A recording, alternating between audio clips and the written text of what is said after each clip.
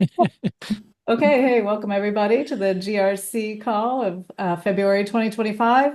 This call is being recorded so that people who aren't here tonight can see presentations from the hopeful GRC hosts for the upcoming conference. So welcome to everybody. Please, again, if you have questions to ask, introduce yourselves and let us know where you're tuning in from. I'm Sharon Scott at WXOX in Louisville, Kentucky, only running this meeting because nobody else has stepped up to do that. So if you're ever interested, your station is interested in hosting one of these Zooms. They happen monthly on the fourth Tuesday of every month. So mark your calendars, and to get that invite, please make sure you are on the GRC listserv. David Klon of Broadcast Tool and Die is one of the main guys on that. David, can you remind everybody how they get signed up for the listserv? Just put your email in the chat here and I will subscribe you. Okay, sounds great. And for those people who are just tuning in, David, maybe recorded later, if they need to get on the listserv, how should they do that? Um, wow. Should we put an email in we could put an email in the comments on the video, maybe. Yeah. Yeah. If I put it in the chat, will it make its way to the comments on the video? We'll figure it out. Okay. Do I'll do that, we'll that. figure it out. Okay, Got it. cool. All right, welcome everybody. We are recording. Keith, real quick, Keith has just chimed in with his email. And since you're here, Keith, we've been talking a lot about the GRC quilt. And Jim Ellinger is on the line from Austin Airwaves. Hi, Jim Keith. and Keith, you guys know each other, right? Oh, yeah. Cool. Well, Keith, can you tell us just very briefly we want to hear the great story, but about how the GRC quilt came to be?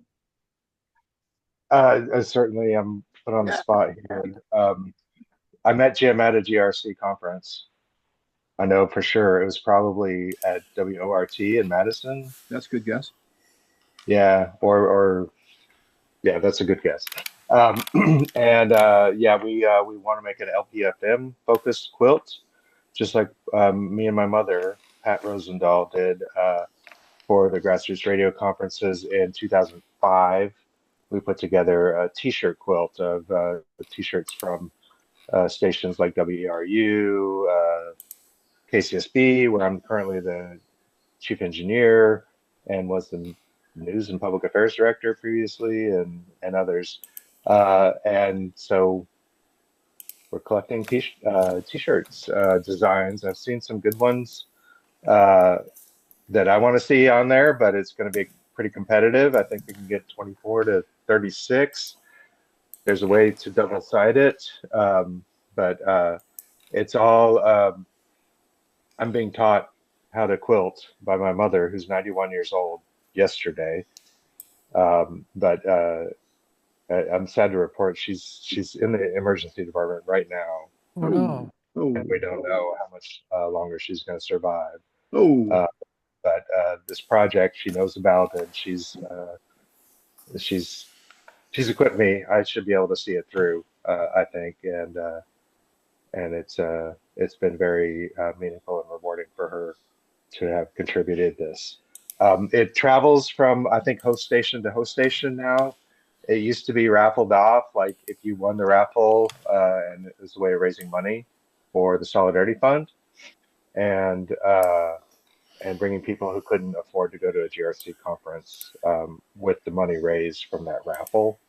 And I think it's evolved into another um, situation, which makes the quilt much less likely to be lost. We almost lost it. I think Jim can tell that story. I'll keep it short. Yeah, yeah. So, yeah, LPFMs, and congratulations to Humboldt Hot Air, KHHA LP, on the air Sunday. And that's a station that was launched by a student that I had at KZSC in Santa Cruz. Awesome. Great. Yeah. Congratulations to them, Neroli and crew out there. Um, first of all, just our love to your mom, Keith, and please do let her know how special that quilt is to all of us and what a thing it has been. We've rescued it multiple times. Mike's Cat also rescued it one time. It's really been a beautiful saga of the Grassroots Radio Conference. Lots of stories rolled up in that quilt now. And we had it at Art FM for a while and we just loved it. It's very beautiful. So thank you and love to her. And let's see. So yeah, I don't know what Jim's doing there. That's the Is that GRC quilt rolled Oh, up. that's the quilt. All right, we sent it. I'm not going to unroll it. We sent it from New Orleans to Jim. Jim Okay. said, and Right. it was easier for us to get it off of our hands. Uh-huh. After all that we knew that happened, we were like, "Here, take it." Yeah, I don't know if we need to recap maybe- the rescue again. But Unless we'll you go back. We'll roll back around to that afterwards if we have time. But thank you, Jim, for your Oh, yeah. service. Thank you for risking your life to reclaim the quilt. It was We just really a minor appreciate it. arrest. So for those of you who all don't know, the quilt goes from host station to host station is what it does now. And so whoever gets to host this upcoming conference will get the quilt and they'll get to they'll really enjoy it. We weren't sure when we got it if we wanted it, but we realized just how amazing it is. And it was I don't know, it's just nice how it weaves all the stations together. It's a great conversation piece for people who visit your studio. So you'll get that. You'll get $2,000 now because thanks to WTSQ in Charleston, Damon Carter, who was on the line, I think he's still out there, he is. They upped the ante with the pot, so now it's up to $2,000 to the host station. This is something like a game show now, isn't it? And also you get control of like the GRC Facebook page. So and that would be what would get the host station started. And then, of course, all the great minds on this line, lots of people willing to help out and make the conference happen, lots of experience. But other than that, the host station really gets to run with it and make it whatever they want it to be. And that's the beauty of the Grassroots Radio Conference. There's no board telling you what to do. There's no set of rules. There's just sort of this idea that you need to have the conference and invite college and community radio stations from across the country and potentially around the world to be there. And then that's the beauty of it all, is that we all get together and we get to hang out and commiserate and share war stories and celebrations. This year will be a really big year because we'll have a lot of brand new radio stations, just like KHHA, Humboldt Hot Air, and a lot of other great stations across the country that are just now coming on in the new generation of LPFM. So it's going to be a big deal. It's going to be a big year for stations, for us. It's also just going to be really important for us to show our solidarity and how important community radio is right now in this day and age when mainstream media is being intimidated and social media can't be trusted. People are finally, I think, realizing how important we are. So it's important for us to come together, reassert that, and just share ideas, share opportunities, and just build our community even stronger. So this is going to be a very important Grassroots Radio Conference. And Kmud has a comment. Yeah, thank you, Jama. Is my name. Hi. I just wanted 1 minute, and we are very excited in Humboldt about Humboldt Hot Air up in Arcata going on air. And I just have to acknowledge that Joseph Orozco, who is here, was on the air as they said their first words and stuff, and they called him a good luck charm. That Joseph, how many openings of stations have you been present at? That was my fifth one. Yoo-hoo! Mostly around up in Northern California. Yeah. We've been around a long time. Awesome. Well, we're glad to have you as our good luck charm too, Joseph. Hey, Joseph, you sent me a Google number that we could call and wish Humboldt Hot Air congratulations for getting on the air. Is Correct. that open? That's open. That's the only phone they have in the studio. Okay. And is that a live phone call or is that you recorded? It can be hooked up right to the board. Okay, cool. Yeah, So it could be live. Yeah. okay, I can post that in the chat if anyone wants to reach out to them and send them a congratulations. I'm sure they'd love to hear from you. So remind me to do that. Okay, well, any more just quick announcements. Hold on just one second. Okay, any more quick announcements? Because what I'd love to do is let our stations, potential host stations, introduce themselves, and we ask questions, and then kind of stay tuned afterwards for updates and different matters. But is there anything really pressing we all need to know about right now, especially with the new government, FCC, and all that? Betty, what's up? Yeah, I just wanted to let folks know that don't already know that CMAP has produced a Substack called FCC Actions Alert, and what it does is if you subscribe, it will send you an email when something has been posted to the Substack that could possibly affect your stations now or in the future. So I'm going to put the URL to go to the Substack and subscribe, and hope that it will be helpful to you. There are several people on this call that are subscribed already. So, Yahoo! It's quite good. Totally good. Totally good. Okay, cool. Well, let's jump on into it if we don't, unless anybody else. Sorry, I don't want to miss anybody. Okay. Again, we'll come back to this, we'll touch base with everybody again. But we have 3 potential hosts this year, which is really exciting. Just want to shout out really quickly to last year's host, WHIV in New Orleans, Mark Allen Derry on the line, his lovely wife and co-founder of the station, Liana. They and their team did an outstanding job last year, out of control conference, so much fun. Really just upped the ante on the conference, made it amazing. Nobody wanted to leave. And then the year before that was WTSQ, really got the whole conference going again after a few years off air because of the pandemic. And that was super amazing too. Totally different vibe, but really fun to have what felt like a little train set town to run around in, like it was made just for us to host, to have the conference there. So that was an awesome one too. And really excited about this one, and that we've got some momentum again, and that we now have 3 stations that are interested in hosting. Of course, it's open to college or community radio stations across the country that are interested in hosting. And tonight, I think we have 3 really good candidates. We have KLEK in Jonesboro, Arkansas.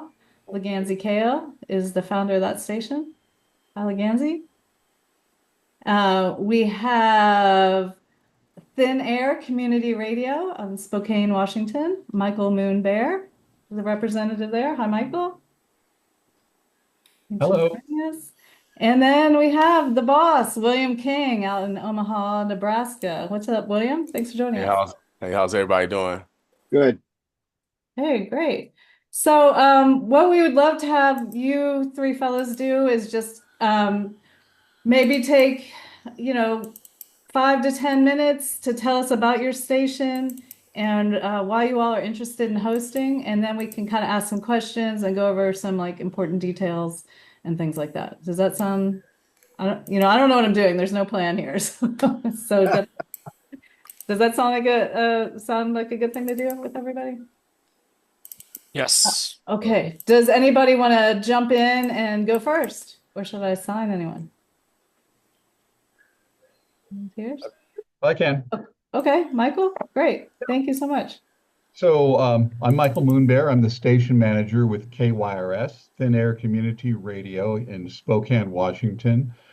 We broadcast on 88.1 and 92.3 FM. We also stream live and have an archive through Pacifica. We're a full power, non-commercial community radio station. We broadcast with 6,800 watts, and we're a Pacifica affiliate. We first began broadcasting October 26th of 2003, so we're in our 21st year now. We had a Prometheus barn raising here to start the station up. We're an LPFM with 12 live programs hosted by volunteers from the community. We currently air 40 locally produced programs, with the rest of our programs largely from Pacifica and other independent producers. We have 2 full-time paid staff, and the rest of the operation is supported by volunteers. I started off with the station in its second year, and I had a show on the station for 13 years. And I moved into the position of the underwriting coordinator, then moved into program director, and I'm currently the station manager. So I've been through most every job that we have here at the station.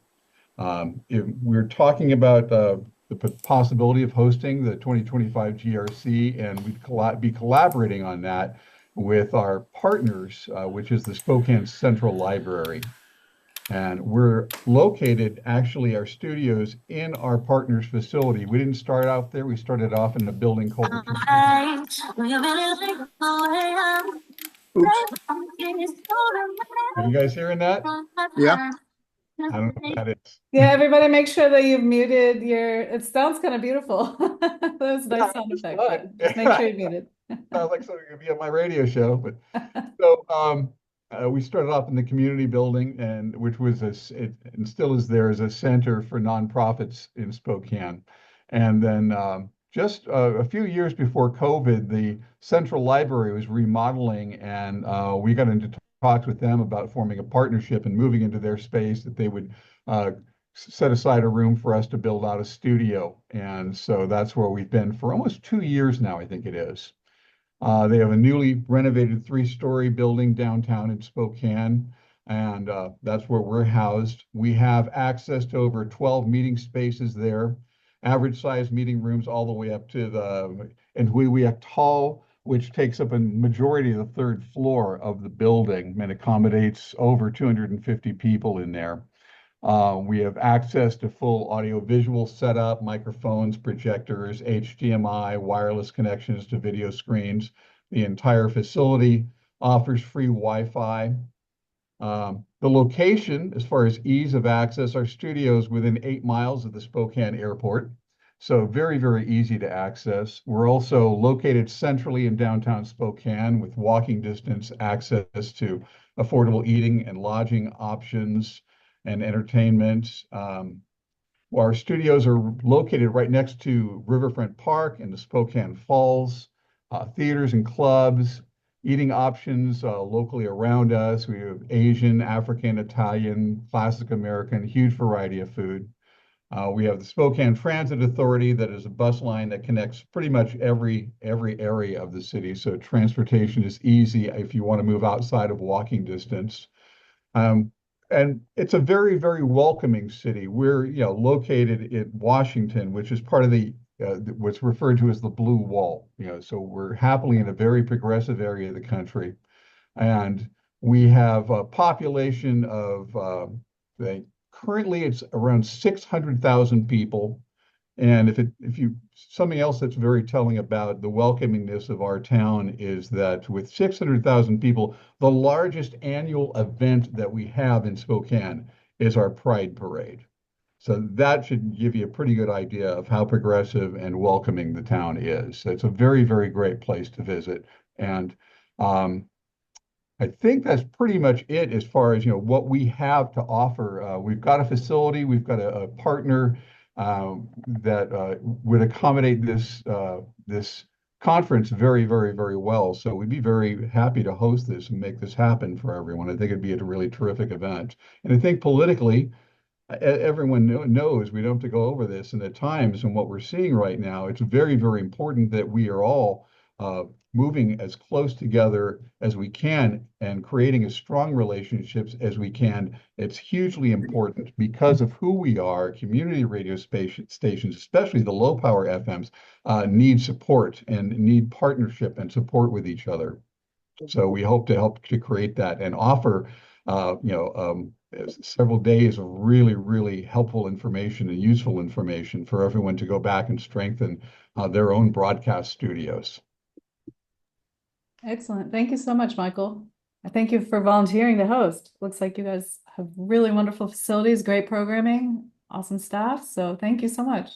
Yeah, you should take a look at our website. We got our program scheduling up there. If you can see what we're doing. Yeah. Was everybody able to see that? I was sharing my screen. I don't know if folks were able to see some of the programming schedule. Okay, great. But take your time to do that. And Michael, you could post the link there in the chat. Make sure everybody has the right website to go to. Sure, you bet. Great, thanks. Okay, questions from the crew? Should we go ahead and take some questions? We can also Michael, ask this is questions Damon. at the end too. Go ahead, Damon. Mhm. Yeah, so what's an ideal time frame for you guys to do this? We usually it's been in the fall the past few years. What do you Yeah, all think?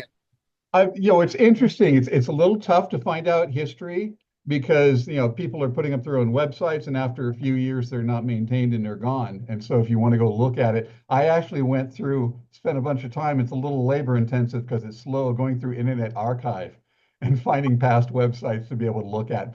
But we were assuming that September would be a good time since it seemed to have been in the fall normally. But we'd be open to moving that time if it's more convenient. But I've been talking with the library that projecting it would be sometime in September. And you mentioned you had a local partner that would help get behind it. Who is that? Is that the That's the Spokane municipal Public or Library. oh, the public library? Okay. Yeah, that's our partner. Yeah. Okay.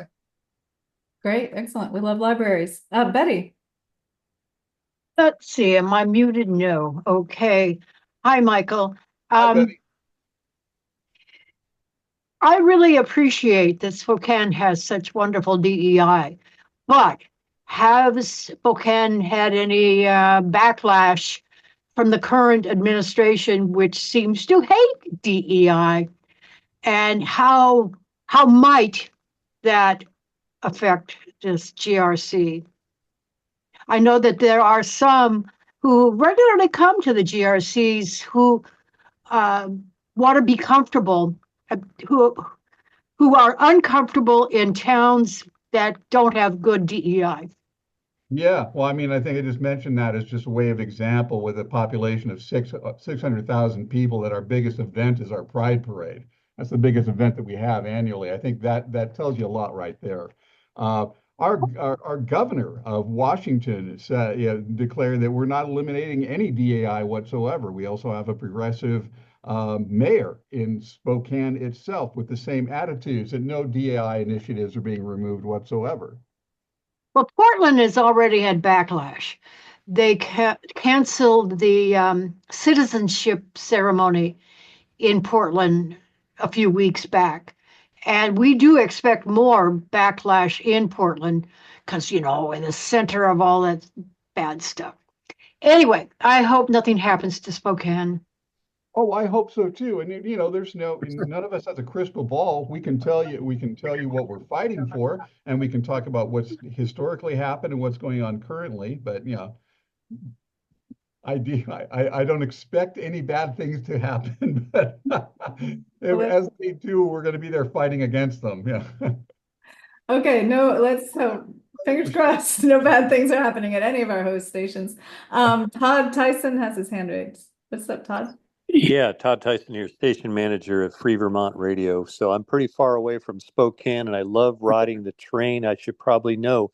Does Amtrak come anywhere near Spokane? And secondly, got any good brew pubs out there, Michael? Oh, it's brew pub heaven. Yeah. We're partners with several of them. We do a series called Get Loud in the Library. We do a concert series throughout the year, and we partner with different local craft brew pubs that bring the beer in for those events. There's lots. And we have a train station right in the middle of town here, not far from where we're located. So yeah, Amtrak comes right here. Empire Builder. Thank you. Yeah. Michael, you might have said this before, but how many staff members do you all have out there that would be willing to, two staff members and then volunteers helping? Everybody else is volunteers. Yeah. And then about how many volunteers do you think would be able to help you put on this conference? Oh, we have our own volunteers, and then we have the library as well. So we've got a pretty good body of people to help. Great, because it takes a lot of people, that's for sure. Oh, I know. I'm not. I'm kind of equally almost saying it's like, yeah, if they say no, that's cool. Yeah, because it's like it's getting, it's a short time too to put on such a large event. If you want to be conscientious and make it successful, September is going to show up pretty soon. We're already here coming up on March. So yeah. That's right. That's right. I have Definitely. no You gotta- illusions about that. Right, great. Well, thank you for being realistic. That's super important. Okay, any other thoughts right now? We can come back to questions for everybody at the end also. Kenya? Hi. I thought it was such a beautiful presentation, Michael. I would love to go to Spokane. And in more normal times, I wouldn't pile on to Betty's question. You know, I take exception with the use of the acronym DEI, but I do want all people at this conference to feel safe. I know that it is confusing for people from not the West Coast to understand that Washington and Oregon have more hate crimes than in California presently. I believe there has been a Proud Boys incident in Spokane specifically, which sort of speaks to, I think, Betty's gentle concern. So I would just say it sounds like your station is in a beautiful place, and let's just make sure to kind of investigate if everybody feels like what the current situation is pending September. Michael, do you want to respond to that at all? I'm not sure how. Right, I got you. I've not heard of the Proud Boys incident. There are incidents that happen, I certainly don't hear of every incident. I'm the manager of a radio station. I'm not the news, so I'm not plugged into every single incident that can happen.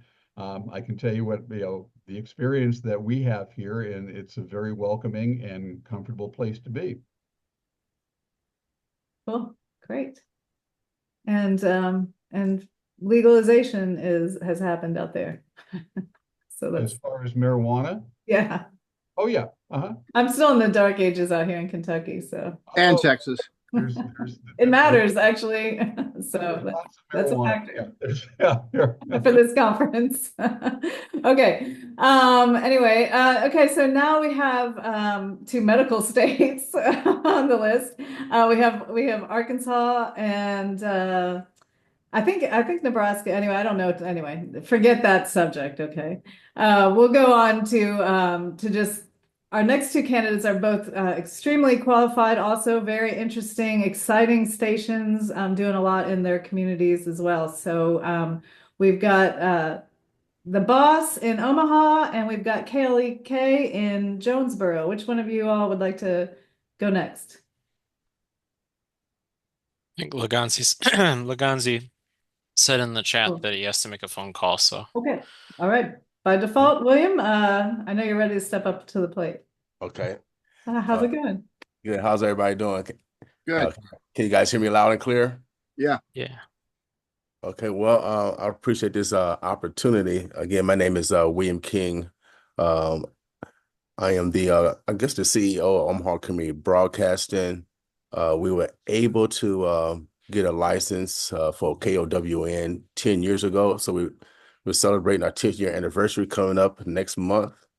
We're the oldest, longest Black radio station in Nebraska history. We're an urban contemporary station.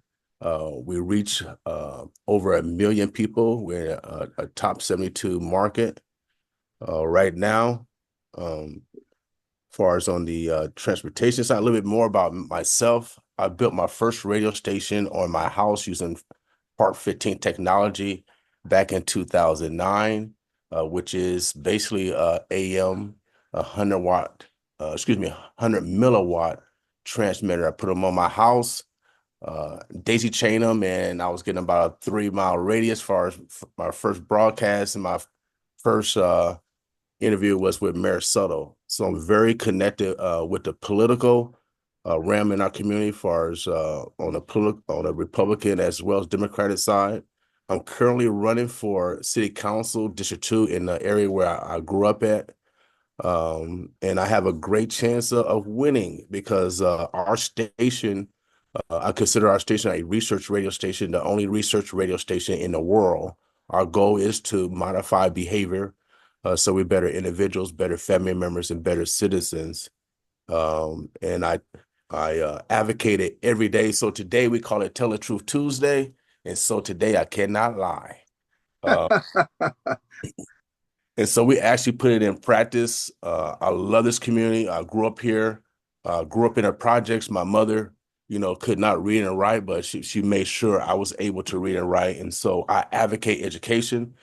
We advocate those that are manifesting their greatness. We're so local that we get calls from the local county jail advocating that I play this music or that music. That's how much love that we get from our community. We're about 2 minutes from the airport. Our radio station is about 4 minutes from the airport, 2 minutes from downtown.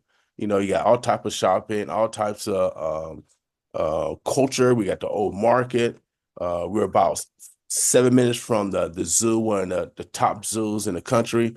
We got the most millionaire per capita. Of course, Buffett hangs around here. College World Series, come to this area as far as one of the major attractions. We got great transportation. Of course, Amtrak comes here. We're in the middle of the map, so economically, it'll be economic for everybody to travel to the middle of the map. Of course, we have Malcolm X is from here. We have President Gerald Ford is from here. So we have also Offutt Air Force bases here, which is Strategic Air Command, which controls all the nuclear weapons. So you'll feel safe here. You'll feel real safe here. And I was blessed to help 8 new radio stations get started across America. 5 here alone here in Nebraska, 4 in Omaha, 1 in Lincoln. And so I have a collective of other radio stations that I'm a part of that can be that volunteer base because they're brand new and they're looking for that guidance from all the experts that will be flying in to Omaha. We currently I have a partnership with our Douglas County Visitors Bureau, so I get a grant every year to bring in, tourists for hotels and to solicit the restaurants. And so I have a partner in our county government, and again I plan on winning the city council. And so, the door is going to be open for any and whatever else connections that needs to happen, because when you have a collective of knowledge, truth speakers from all around the country, it'll be no problem in getting other people aboard, like the Mutual of Omaha's and entities like that. So it'll be a blessing to have you come here, and then it'll be a great opportunity for this community to get the cultures, all the other stations around the nation. And then also, I would love to create an event where we have the outreach to young people, so we can give outreach to future journalists and get high school journalist departments. And so I've reached out to high school journalists departments to get them involved, get young people involved, because if we don't look out for the next generation, then who's going to tell the truths of tomorrow? And so I feel I have a great opportunity to not only highlight our station, but also highlight the other community stations around the country. Our station again is KOWN 95.7, The Boss. Excellent. Thank you so much, William. And make sure, William, that you put your website in the chat too. I shared that. Hopefully everyone got to see some of that while you were talking. Okay. And we have but thank you. That was excellent presentation and wonderful, fantastic spirit behind the conference. So thank you so much for all that. Betty has her hand raised. Betty. Yeah, William, nice to see you again. Yeah, vice versa. Yes. I didn't hear you talk about what venue you would be using. Well, we have some options. We have Metro Community College that's have been a great partner with us. UNO is just right up the street from us. So UNO is the University of Nebraska of Omaha. And then also we have a couple hotels that's 2 miles away from the radio station that we can use their convention. Yeah, a little bit of a problem with UNO. It says they have closed their gender and sexuality resource center. So I guess they're getting a lot of pressure on, I'm sorry, Kenya, I don't know what else to call it, DEI stuff. Yeah. Oh, sure. Well, that's not really a concern. We focus on bringing radio, and the main facility that we use is open to the total community. But there are people who attend regularly who are concerned about that kind of stuff. Yeah. I think I can lean in maybe. It sounds like, William, there may be a couple of venues you're deeply resourced locally. Betty, your concerns are mutual, valid, very important now more than ever. So I balk at the acronym, but not the intention, right? Like, so we want everybody to be able to travel safely in their full trans, Black, however they express themselves, bodies, and not be at peril. So One thing that we don't allow any Discord. I got high respect. We had the first gay show on our station, so we trendsetters over here. We have great relationships with everybody, and we will advocate safety because I'm a former probation officer. I have the phone number of the chief. I have the phone number of the sheriff, and I stopped a man from raping a woman. I also put another man and testify against another man from killing another person. So no, yeah, we're not trying to put you in any more PTSD places, William. We appreciate. Heck no. But one thing. America just got a little more complicated recently, so everybody's just kind of making sure, like, is Spokane, all these places that used to feel like gentle places to be able to travel. But you can say that to any places. That's all over America. That's exactly. I really don't lead. I don't lead with fear because we are the truth tellers, and if truth tellers are fearful, we'll never get the truth out. That's right. Thank you so much. That's absolutely right. And we need to, now more than ever, be standing up for what we believe in. So right now, very much. I would never fear someone that I have never met because I have faith of a mustard seed. And like I said, I have great relationship, and I come from a field of law enforcement officers. And I love my women because my mama was 5'5", no jive. Hey, William, it's Damon again. This is the same question that I asked Michael. What's your ideal time frame for hosting a conference in 2025? Well, I got a couple opportunities where every 2 years we have Native Omaha Days where thousands of people come back. So that could be an opportunity. I wouldn't want to do it during College World Series because the prices on hotels are too high. But Native Omaha Days is a really ethnic time of the community, and so you'll get a lot of culture during that time, and that's usually during July the 28th through August the 4th. But also September is also wide open. But I know during that time there'll be concerts. I know our radio stations we'll be planning a concert and partner with other nonprofits and other promoters in the community. So it'll be things to do every day, far as culture wise. Cool. Okay. Thank you, William. Okay, Betty has her hand raised again. Yeah, hi, William again. I'd like to attend the Native Nebraskans Days, but would that not also be a time when the prices of the hotels would be up? Not as much as College World Series. Well, we're not going to come during the World Series. Yeah, no. So we have a high base of hotels. Of course, we'll get thousands of people, but the hotels is not going to be any higher. They'll still be around the same standard. But but we do have flexibility as far as in moving that date to September. Okay, so flexibility on the date there. Mm-hmm. Okay.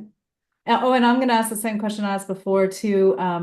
How many staff members and or volunteers would you have to be able to put on a conference like this? Well, like I said, I helped 5 new radio stations here and get started, and so I know we'll have that volunteer base. One of the biggest is Boys Town. Boys Town have their own city, so I can have how many volunteers I want, because I have a whole city of high schoolers and young adults that can help us. That's no problem at all. Okay, cool. All right, great. Any other questions right now? Again, we can come back at the end and ask everybody. All right. I'd just like to take a minute to say, William, it was beautiful to learn a little more about your radio station. I am grateful for your enthusiasm and your hard work. I appreciate you. And who are you again, Mademoiselle? And where you live at? My name is Kenya Lewis, and I live in Oakland, California. Okay, all right. I was born in Riverside, California. Cool. Appreciate you.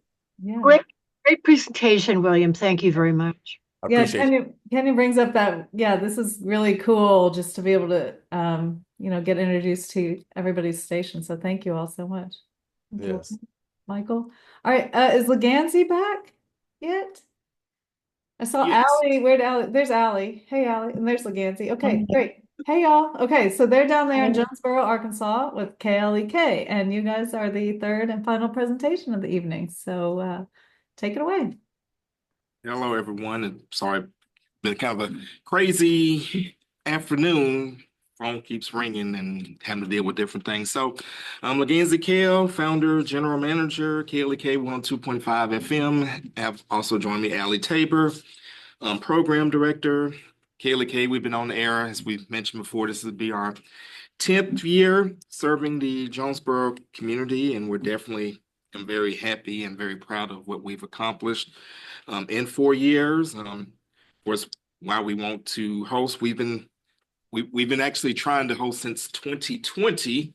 And so we just figured, now's time as good as any to go for it, especially tying in to our 10-year anniversary. I'm gonna just kind of answer the questions according to the form, and then if anyone has any other questions beyond that, certainly can answer them. So, station name, obviously, KLEK LP.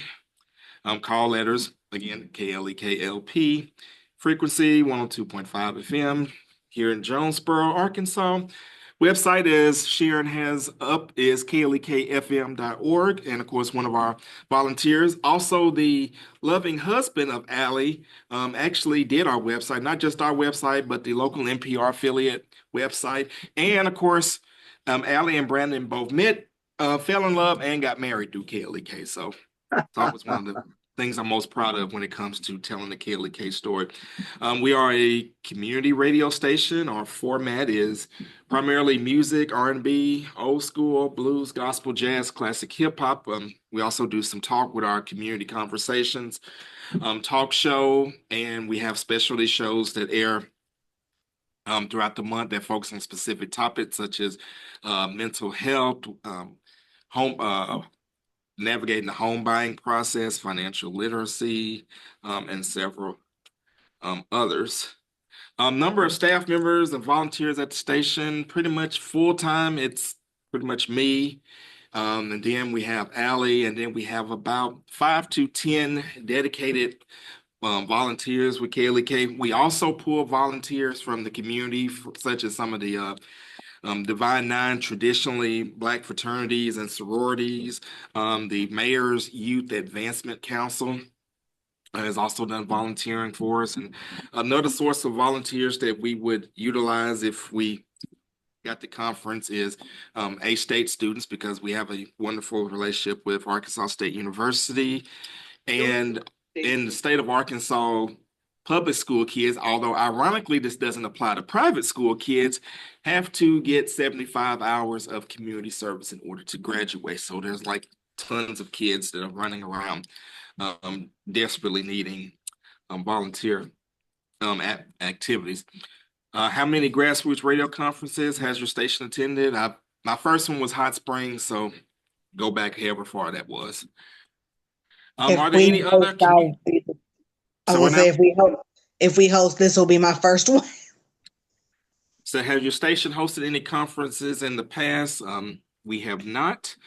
Are there any community stations in your area that might help with the conference? I know in years past, KPSQ out of Fayetteville, even though they're on the other side of the state, offered to assist us. I don't know if that offer would still be good, but certainly would reach out. And certainly we would accept help from any station in the state that would want to help us. There would probably, since we would have our activities on the Arkansas State University campus, there probably would be some collaboration with KASU, that is our NPR affiliate. And again, that is the station in which Allie's husband, Brandon, is the news director over. So are there any business organizations that are likely collaborators? The city of Jonesboro, we have a good relationship with the mayor. In fact, the mayor is one of our monthly segments that we have on the radio. And so we would leverage the relationship with City Hall, with acquiring facilities. Same thing with Arkansas State University. We've been working with setting up a meeting with the chancellor to go over how that would look like. Accommodations, basically, again, with it being a university campus, we have several classrooms, auditorium, large meeting room, and everything has computers, Zoom capability screens and whatnot. Are the above mentioned spaces wheelchair accessible? Yes. Is Wi-Fi available? Yes. Is there affording eating within the immediate conference area? There are restaurants on campus, and then there's restaurants within like a couple blocks walking distance. Hotel availability, I would say that that's good. There is a hotel on campus. What is it, Allie? It's slipping my mind. I just left there. That's bad too. There is a hotel on campus, and I always tell people there are 3 things that you will always find in Jonesboro: restaurants, hotels, well, 4 things: churches and banks. So we will be able to find you a hotel within your budget. We would like to work with the hotel on campus, so everything is all in one area. Okay, let's see. Alternate accommodations. There used to be, I don't know if it's still open, but it used to be like this giant hostel on the like edge of town. Is like it was an old barn that was converted into a hostel. I know when we looked at 2020, that was one of the places that I actually inquired about. Name of nearby airport. As I've mentioned before, we do have a small airport in Jonesboro that does fly directly to both Nashville and to St. Louis if you wanted to connect through one of those cities and come to Jonesboro. Otherwise, the nearest airport is an hour away at Memphis International Airport.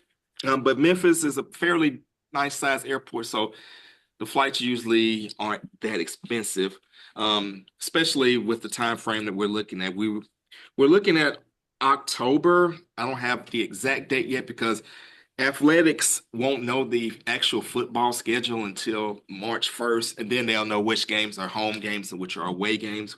If we host, we're looking at doing it on weekend. There's an away game because there's less people in town and more access to facilities and to parking. Name some attractions, entertainment options that are available in the communities. So we have our downtown district, which just became named the entertainment district. So that means you can actually walk around downtown Jonesboro, enjoy a refreshing beverage if you so choose.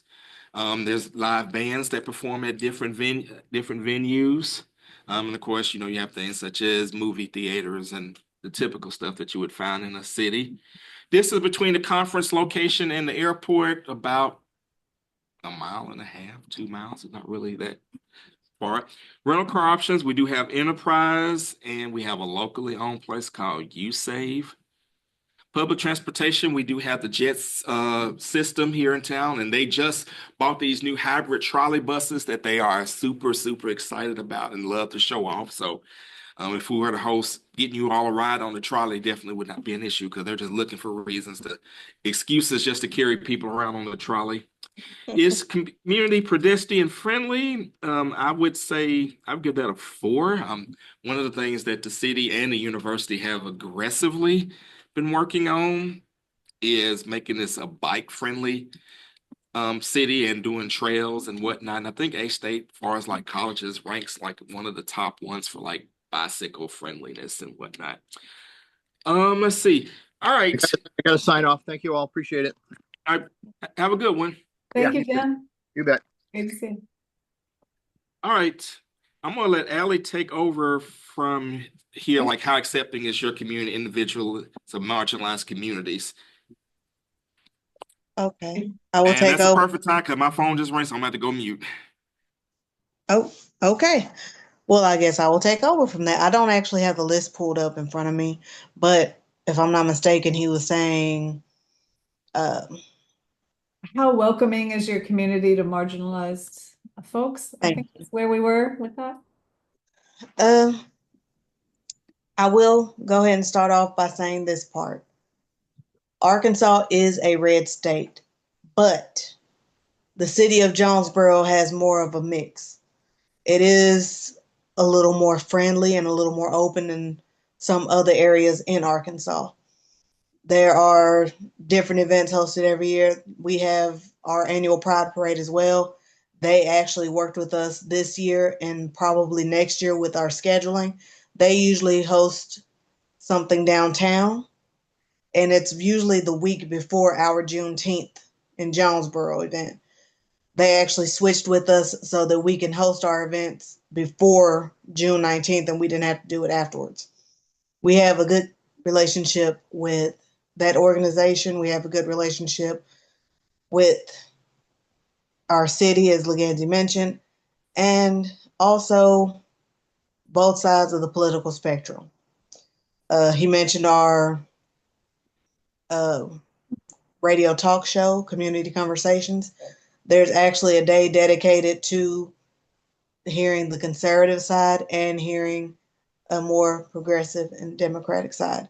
So we try to be as respectful and as even with everyone that we've come into contact with, and in return, they've done the same with us. So I understand that there are some concerns just in this day and age, in this climate. Anywhere you go, we already know that's going to be an issue. But I do say, I dare feel that you will be welcome in Jonesboro being your authentic self. Excellent. Love to hear that. Thank you so much, Allie. You're welcome. And Kenya has some hand raised. Yes, ma'am. Hold on, Kenya, we can't hear you. I'm on mute. I know. Okay. Hey, Allie, y'all's presentation was so beautiful. I'm so glad to have heard it. It sounded like there is accommodations on campus. So perhaps tell me any at-risk populations we could find a way for folks to fly in, stay on campus, feel safe, participate in the conference and leave? Does that sound like that's a reasonable assumption? Yes, ma'am. We do have other things going on within the city as well. Like Yeah, Angie mentioned. sure. But if anybody was especially if the people who want to go out in the city to enjoy themselves at the conference will be able to do that, right? And if anybody was especially anxious about being in Arkansas, where I believe we have had a successful GRC in the past, then they could take precautions by staying on campus and attending the conference on campus without they would be secure. Is that true? Absolutely. Yes, ma'am. Yes, ma'am. And Allie, do you all already have the relationship? I mean, does the university already know, are they involved in the planning of the conference, or is this something you all are hoping to establish? Well, the relationship is already established. We have not talked to them about using their facilities, but Our relationship with the chancellor and the provost is dynamic. They've always said if there's anything that we can do to help, please let us know. And of course, every year I make them my not a bribe cookies so that they always have KLEK in the back of their mind. All right, I'm back, y'all. I didn't know if there was a question that had been asked Awesome. that I need to answer or whatnot. Listen, you should go ahead on and leave because we just heard about these bribe cookies. Yeah, right. You could not a bribe. Do I need to put my address in the chat? I tell people all the time, I was like, it's not a bribe, but it's kind of a bribe. It's an implied kind of thing that we just want you to remember KLEK. But we have, like I said, a great relationship with them. KASU, I know, is already more than willing to help. We have the School of Media and the School of Journalism. They are more than welcome to help. My husband even suggested talking to Dr. Hogue. She is the interim director of the School of Media right now. And we thought about if we offer volunteer hours in exchange for extra credit or grades, I feel like we definitely get more than enough volunteers from the university. Don't forget that the dean of the entire College of Liberal Arts and Sciences, which includes communication, is one of our board members. That is true as well. Cool. Okay. Awesome. Well, that's sounds like you all are I know you're very well connected in the community, and your station has received a lot of awards for the great work you're doing down there. So I have no doubt that folks will want to help you out, make this happen. Just real quick, Leganzi, how many staff, this is my question to everybody, how many staff members / volunteers do you all have at your station that would be willing to help organize this? Let's see. So you got obviously Allie and I, Brandon. I would say a good 7 to 10 that I know that we could count on. Okay. And these have just been the people who have just been with us since day one. Right. That we can always count on when we need them for something. Right. Several of them pretty much just tell me what to do. I'll be there. I'll show up. So. Okay. Awesome. And I have my usual question of what's your ideal time for hosting a conference in Jonesboro? Okay, so if we get it, like I mentioned before, looking at October of this year, and like so after March 1st, I can have you an exact date once that football schedule is released. I know that tentatively the date penciled in was the weekend of the 24th and 25th. But again, that could change, but pretty much September looking or at October, so that gives us time. October. And also it's, like I said, a little later in the fall. And you said the football schedule. What are you trying to work around there? So the Arkansas State football schedule. So with us hosting the events on campus, if we did on a weekend, there's a game, athletics sometimes will take up some of that meeting space, or if nothing else, to just, you're trying to park with thousands of people for a game. So it's just a logistics thing, just to make it easier, just to try to, avoid a home game. Not saying that we don't want you to check out A-State football, because, go Red Wolves. Right. I'm curious. So this is kind of interesting. If you're on campus and the students are there, does Jonesboro State have an active media department? Like, do they have a radio station, or are they? What's going on academically in radio there? Arkansas State actually has 2 radio stations. They have the local NPR station, KASU, and they also have Red Wolf Radio, which is more student run. It's an online radio station, which I'm actually surprised that they didn't actually go for it, LPFM. I think if Mr. Roberts, their previous advisor, had still been there, I think he would have went for it, but he ended up taking a job at Ole Miss, so I don't know who took his place, but I know that was something that was on his radar as far as like getting an LPFM for the campus for Red Wolf Radio. But the NPR affiliate is on campus. Yes, It is. it's on campus and it's owned by and licensed to the university. In fact, it's called as a KASU. So Oh, that's It interesting. used to be the student station. And then it's never been a student Oh, station as really? far as I know. I think it's always been an NPR NPR. station. But like I said, we have a great relationship with them. We do content sharing. We often report on stories together, or if there's something going on and one of us can't make it, we just sort of have this understood agreement that we can pull content from the other if the other went and one couldn't make it. The current station manager is actually a former professor of mine, which we always kind of laugh about now. Um, and like I say, even some of the staff there that have been there a long time have been former professors of all of us, or even if they didn't teach us, they are donors and supporters. So again, the relationship is What's the student population at that camp on the campus there? About 14,000 now, I think. Wow, it's a good Yeah. sized school. It actually, we Case actually study, had but an our increase. line of questioning is diverting from the other GRC stations, right? Now we're getting into specific information that's not parallel across the three host stations. Let me let Jema has had her hand raised for a little while. Did I get it right that time?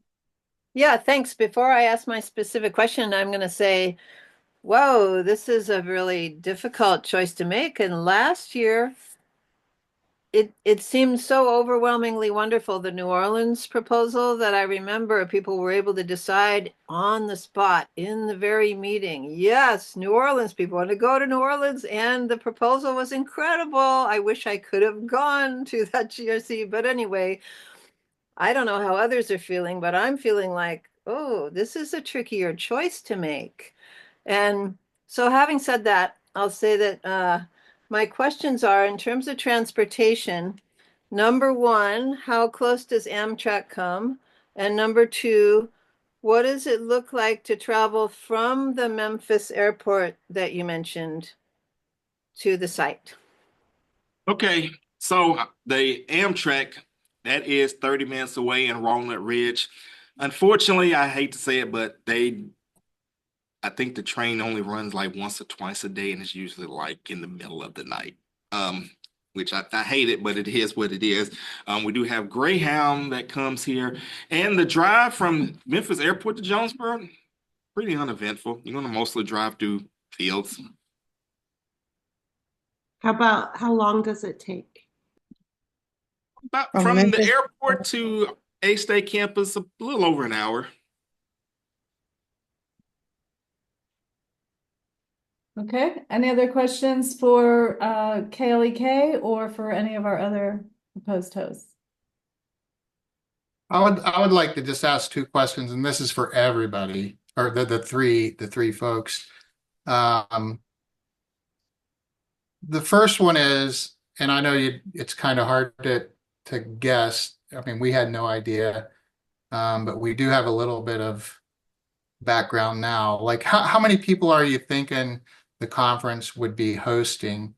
Given that when we did it 2 years ago, we didn't quite get 100. We got close to 100. I think Mark Allen maybe got close to 200. That's my first question. And then my second question is really just sort of off the wall here. If you could choose, if you said, everybody agreed you get to be the host, would you rather do it in 2025 or 2026? What was the first part of the question again? The first part of the question was, what is your expectation of the number of folks that you might be hosting? What are your expectations there? And then the second one, if you could choose a year of 2025 or 2026, what would be your preference?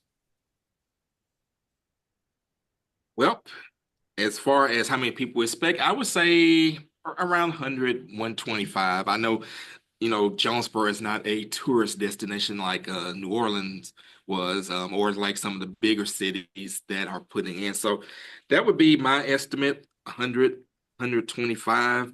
As far as if we had to pick a year, now that I've just have kind of done a little bit more deeper research, I would actually honestly say 2026. I know we've been putting this off for like 4 or 5 years now.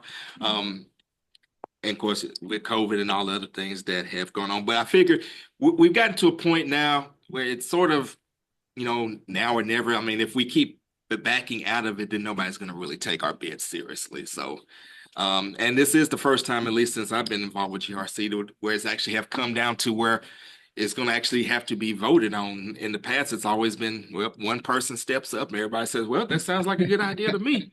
Let's go for it. I will say this though, one thing that I am open to, if we don't get picked or get picked for something later, it's an idea that has been tossed around in the past, and it may be a time to explore it, is the regional conference model. If that's something that we eventually go to in the future, that would be something that we would have an interest in, as well. So pretty much at this point, we're just going to let the chips fall where they may. Okay. And Same questions for the where other if it's people. us or somewhere else, we're going to have us a good time regardless. That is true, for sure. Thank you, Leganzi. Okay, I'll let our other folks. William King, we're expecting somewhere around 500 people. We'll probably attach a local concert because, again, we have local artists that want to get their music out. And so I look at this as an opportunity to connect local artists adjacent with a conference. So we expect about 500 people, maybe around 700. And then also I'm a member of the Nebraska Broadcast Association. And so I'm going to get those commercial stations involved in the process. And so we'll be able to run PSAs on their channels in order to advocate more about partnership. And that's how I'm going to approach the Nebraska Broadcast Association. Of course, we'll have seminars that'll be more outreach to the general community.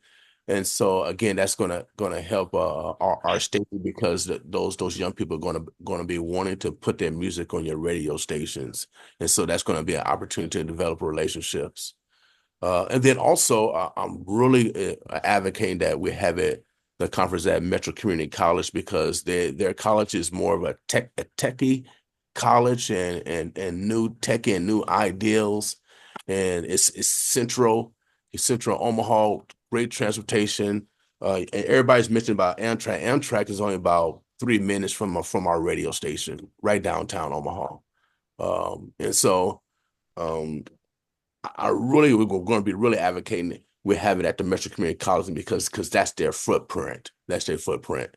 They also have students that take audio visual, but also take audio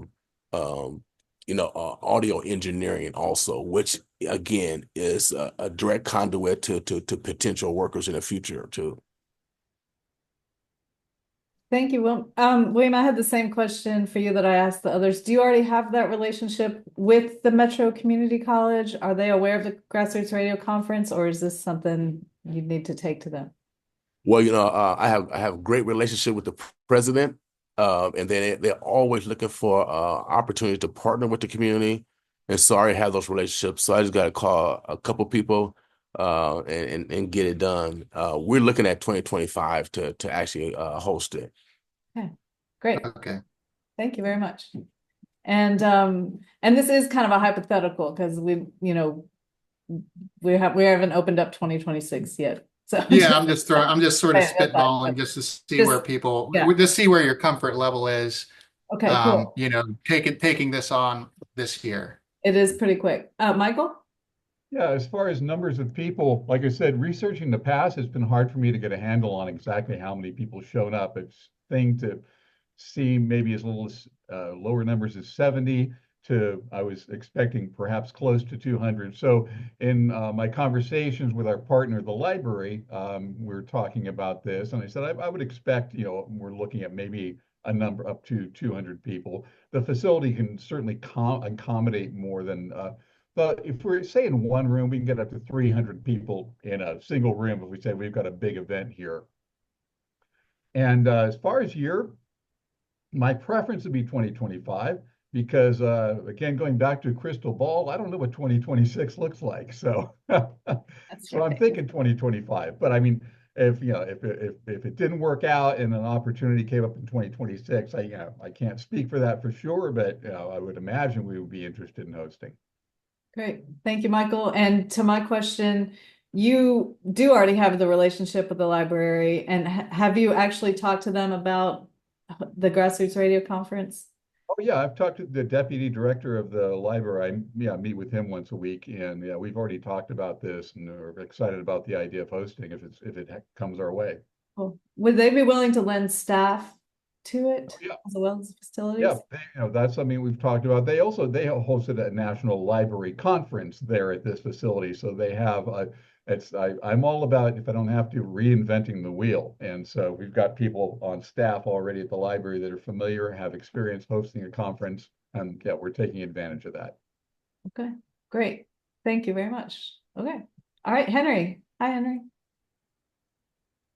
Hey, good evening. I couldn't figure out how to raise my hand, but Got it. You did just fine. that's okay. But that's why I had to wave on the screen. Both Leganzi and Mr. King, they mentioned Amtrak. So my question is, because transportation is very important in getting to the conference, where is the train coming from? Because I'm coming out of the Washington, D.C. area, so we're talking about Amtrak. Sometimes we might have to go all the way up to Chicago and then come all the way back down. So the question is, where is it coming from? Because it may take 3 days to get to Nebraska. It may take 2 days to get to Arkansas. So where's the train coming from in the middle of the night?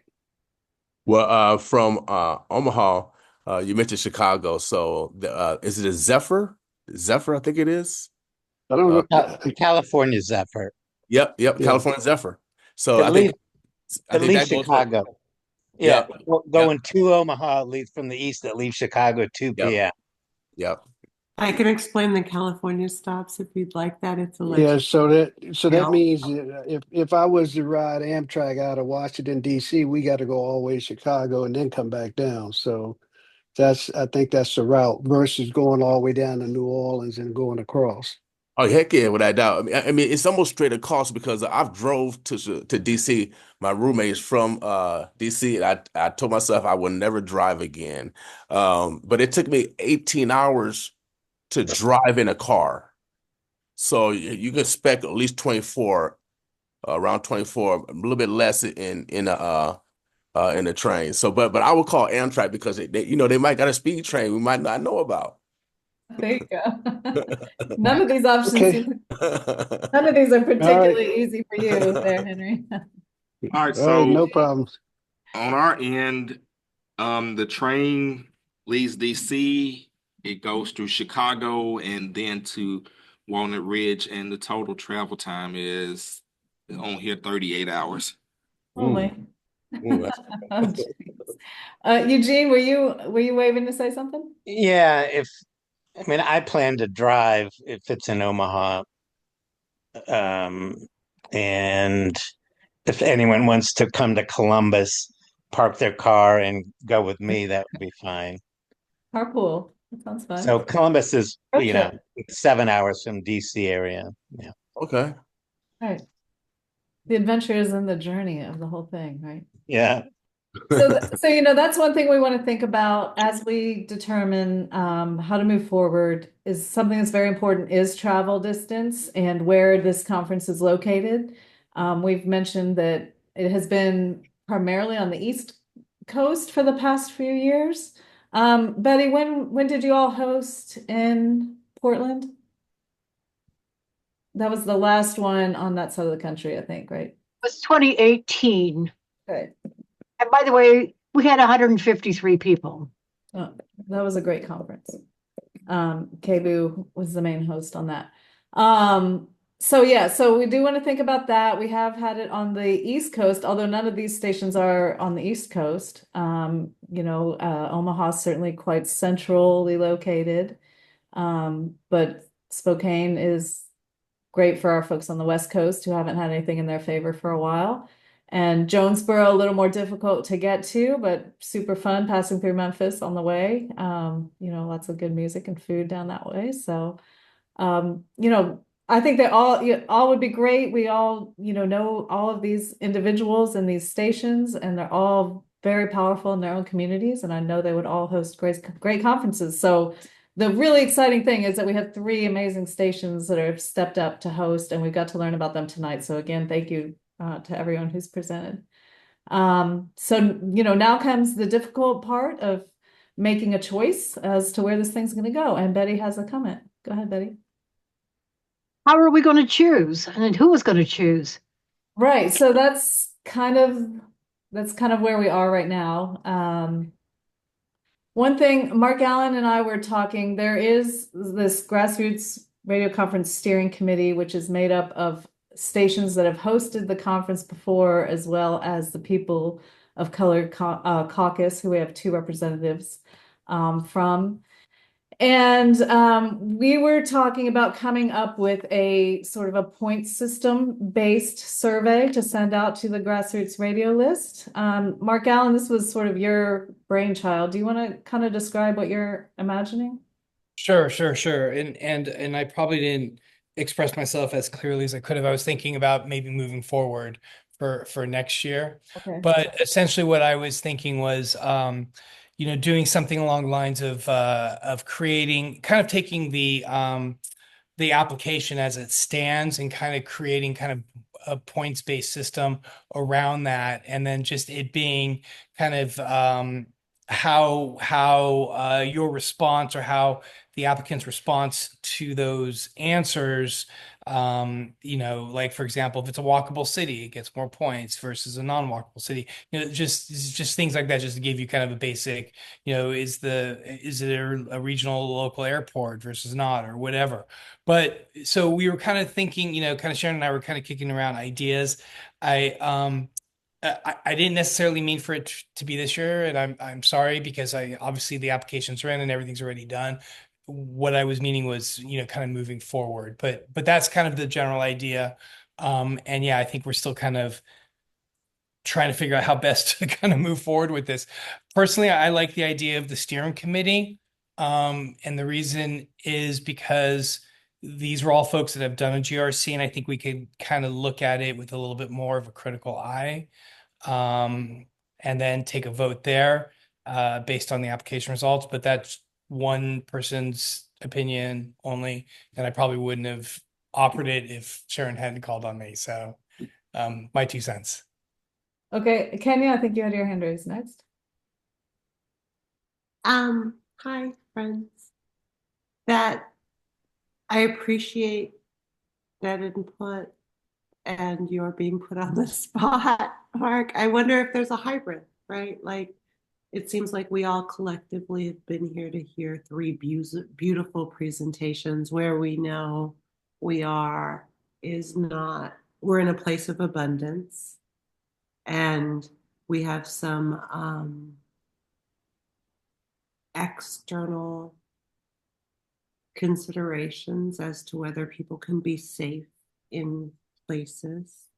And I wonder if there's sort of a natural sorting mechanism where as everyone works towards process, right, there could be a hybrid of the people that showed up on this call doing a sort of a survey monkey style survey based on the questions that are then passed to the steering committee, which leans into, forgive me, Mark's thinking, I think, for the future modeling of a real sincere process, right? But maybe we can take known issues,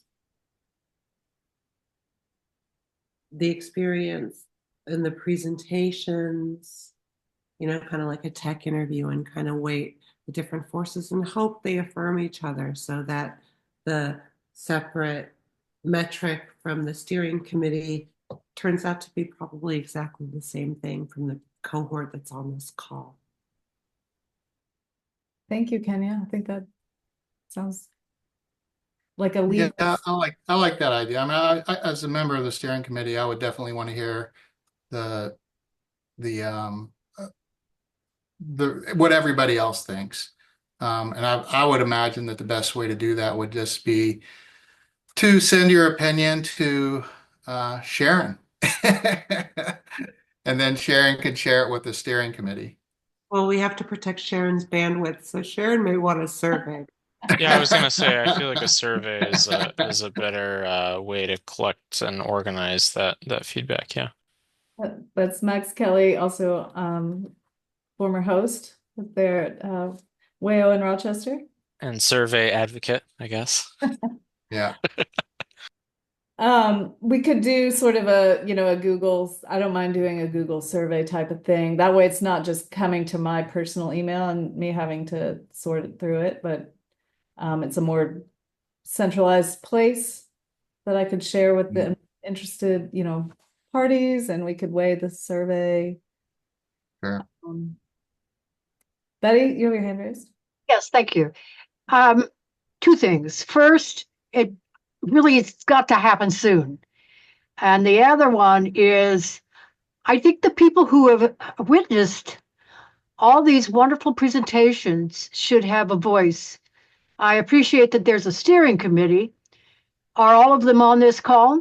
Have all of them seen these presentations? No, they are not all on the call. We have several members on the call. So Joseph Orozco, Max Kelly, Damon Cater, Leganzi Kale is on the committee, but he has had to recuse himself because he's one of the candidates. Mark Allen Derry. Let's see, am I missing anybody on the steering committee? Identify yourself. So there are several members here. However, this is being recorded and we're going to send this to the entire GRC list and especially to the steering committee. So everyone will have the opportunity to view these presentations. And we can send the survey to those lists also. Soon, please. Okay, Kenya, your hand is up again. Thank you.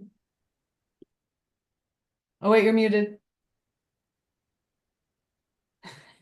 We want to hear you. To Betty's point, the other cohort is former host stations that have experience doing this, right? Like, so maybe it's people on this call, people that respond to the shared out content in a certain way, maybe it's a weighted response. The steering committee, former host stations have 1 point.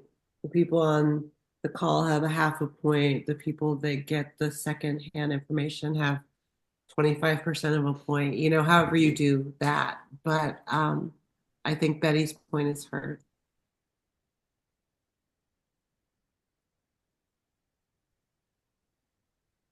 Well, we wanted the thing is we want it to be fair, and we want it to be transparent. So that's super important. Yeah, and I'm proposing a false mechanism, right? But the missing cohort, it seemed to be, was former host stations. Keith, let's see. Keith has a comment. Can where we need to do another presentation in front of the actual committee since those were gone.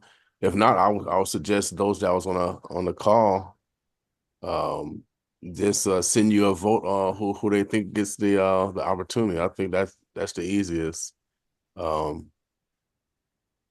on the call get a vote, and whoever wins that vote wins the opportunity. So I think that's the only fairest way for those that actually heard the presentations. Mm-hmm. I know it might be recorded. If it's recorded, then those on the committee can take a look at it and then give their input. Yeah, I think that it is recorded, yes, and I think that everyone on the committee is looking forward to watching it and hearing from you all. And I think I know there's a lot of people on the listserv that would be, folks who are attending the conference, so it's interesting and important to hear from them too, who can make it, that kind of stuff.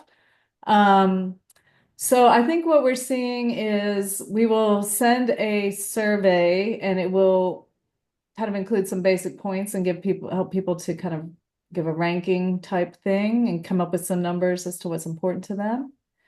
And then the steering committee will meet and review that and potentially meet with the host stations again if they have any further questions. And I think anyone maybe who has been involved with planning conferences before that's not technically on the steering committee, if you would like to have some more input on that, then we'd like to hear from you and have your involvement in the decision-making process as well. That would be Betty. Hey, Betty. And Jama, you're with KMUD, so you actually technically you all get a seat on the steering committee because you all have hosted the conference before, but we haven't had anyone step up to take that role. So if you or someone at your station is interested, we'd love to have you. Okay, I'll pass that on, see if anyone has any time. Okay, great. Thank you. I know that's always the problem here in the grassroots radio world. Okay. All right. So, okay. So that's the plan. We're going to circulate this video. Oh, wait, Mark Allen, before I go on, please. Thank you. I was just wondering if we can just commit to a deadline. Yes, let's do it. Like we need to say by this day we will have this answered, and I agree with Betty that we need to kind of get I think we may have found out around this time last year or maybe it was a little bit later. It was a little bit later, but it was a big push. So it's very, very intense, and so it takes a lot of time. How about March 15? I think we could do it sooner than that. Okay. I think we could do it sooner. Okay. March 7? Yeah. Is that going to I mean? mean, I really do want to get the community's survey responses. I don't want to make a decision without, knowing where the community stands. Would a week not be enough time, or is that too quick? Week is fine with me. That seems reasonable from my sort of position. Would that require, I'm so sorry to have to do this. Would that require like a steering committee? Like we would be meeting in a week, or just because? Yeah. Because it's Mardi Gras and Right. every day starting really tomorrow is spoken for until Tuesday, like every day and every night. It's crazy, and it's not what you see on TV. It's not girls doing this. That's not what Mardi Gras is at all. It's a true family holiday. Listen, Mark, we respect your work for the culture. Yes. And we want to create space, for you to very, very tight social network of New Orleans that comes together. It's not what you see on TV. So next Monday, Leon and I are going to be all day out and about. Tuesday is obviously Mardi Gras. So that's why I was like 7th. Yeah. Yeah. Could be time for that Wednesday or that Thursday. That Wednesday would be perfect because, that Wednesday. There's going to be a survey for the people on the call, and then you're going to have inputs to consider at the end of the timeline. So that should align with your Mardi Gras and also probably your penance, Mark. You're going to have to work that out. I'm an atheist, but that's okay. I got you. I penance, kind of spiritually. Yeah, I mean, are you going to be in a condition to meet on Wednesday? I guess. No, of course. Okay, Yes. not to question your, what I mean, just yes, the festivities. Sometimes, my in-laws will be in town. We will have lots of children with us. Like I say, it's a true children's. It's a children's holiday. So okay. Okay, cool. Well, so are you saying? Steering committee people, are we saying that we would be able to meet on Wednesday, the 5th? Mark Allen, are you able to do that? We could do that. That would be for me. If you guys I'm fine with that. I'd be so grateful. Because Monday, Tuesday, I would not be able to do it at all. And it sounds like in the chat, the question is like, who can launch the outgoing survey and get you all the results to review in time to discuss on the 5th? I would be happy to assemble the survey. It's going to be kind of a revamp of the actual application, and we're going to have the sort of the factors there. How far are you from the airport? Where you can host this. We're going to have all that there is what we were talking about. And then people can kind of give a number score next to those things somehow. I think I can figure something like that out. I'd be happy to circulate unless someone else wants to do that.